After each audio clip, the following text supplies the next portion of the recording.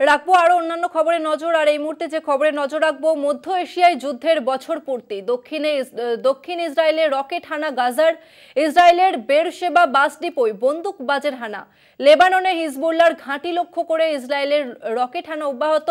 অন্যদিকে গাজার মসজিদে ইসরায়েলের রকেট হানায় নিহত বহু, অর্থাৎ আঘাত পাল্টা আঘাতে একেবারে বিধ্বস্ত মধ্যপ্রাচ্য। একদিকে ইসরায়েলের পক্ষ থেকে হানা দেওয়া হচ্ছে লেবানন সহ গাজাতে, অন্যদিকে গাজার তরফ থেকে পাল্টা হানা দেওয়া হচ্ছে ইসরায়েলে। মধ্য এশিয়ায় যুদ্ধের বছর পূর্তি, দক্ষিণ ইসরায়েলে রকেট হানা গাজার, অন্যদিকে ইসরায়েলের বেরশেবা বাস ডিপোয় বন্দুকবাজের হানা, লেবাননে হিজবুল্লাহর ঘাঁটি লক্ষ্য করে ইসরায়েলের রকেট হানা অব্যাহত রয়েছে। গাজার মসজিদে ইসরায়েলের রকেট হানায় নিহত বহু মানুষ। এই মুহূর্তে বিভিন্ন জায়গা ছবি আপনাদের সামনে দেখাচ্ছি, যেখানে একদিকে যুদ্ধ বিধ্বস্ত গাজা, ইসরায়েল সহ হিজবুল্লাহ এবং লেবানন।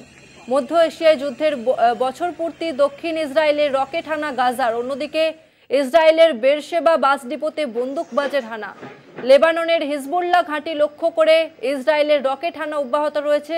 একই সঙ্গে গাজার মসজিদে ইসরায়েলের রকেট হানায় নিহত বহু মানুষ।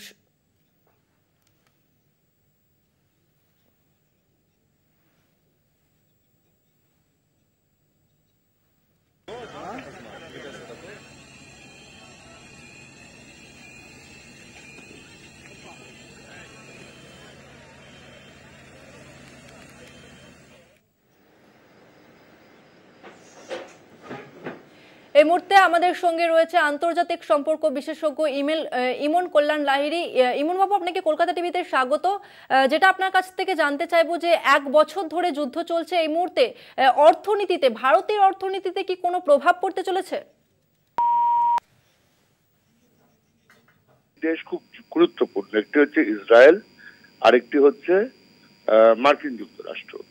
এবং ইসরায়েলের উপর যে হামলা এবং যেটা পাল্টা হামলা হচ্ছে, অর্থাৎ লেবানন, সিরিয়া এবং পাশাপাশি যে দেশ, বিশেষ করে জঙ্গি সংগঠনগুলো হামাস এবং হিজবুল্লাহ, এবং তার সঙ্গে যে ইরানের একটা বড় অংশগ্রহণ এই যুদ্ধকে মদত দেওয়ার পেছনে, সেটা কিন্তু ভারতবর্ষের পক্ষে অর্থনৈতিকভাবে খুব একটা ভালো নয়। কেননা এটা মনে রাখতে হবে যে ইরানের সঙ্গে আমাদের সম্পর্ক খুব ভালো ছিল, বিশেষ করে চাবাহার পোর্ট, যেটা ইরানের সাথে যুক্ত করে ভারতবর্ষ তৈরি করেছে।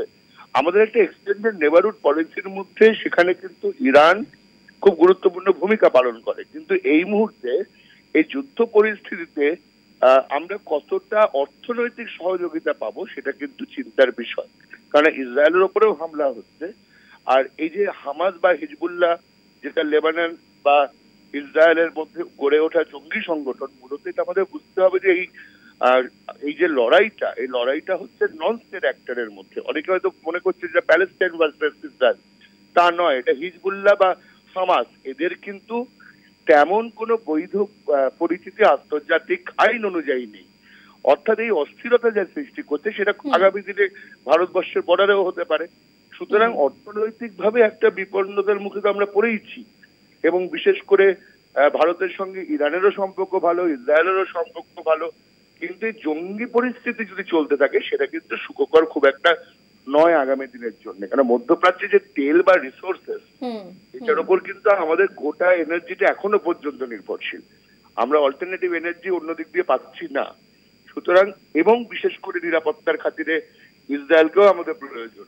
সুতরাং সবটা নিয়ে ভারতবর্ষের যে অর্থনৈতিক অবস্থা বা নিরাপত্তার ব্যবস্থা, সেটাতে একটু অস্থিরতার সৃষ্টি হচ্ছে, এটা বলাই যায়।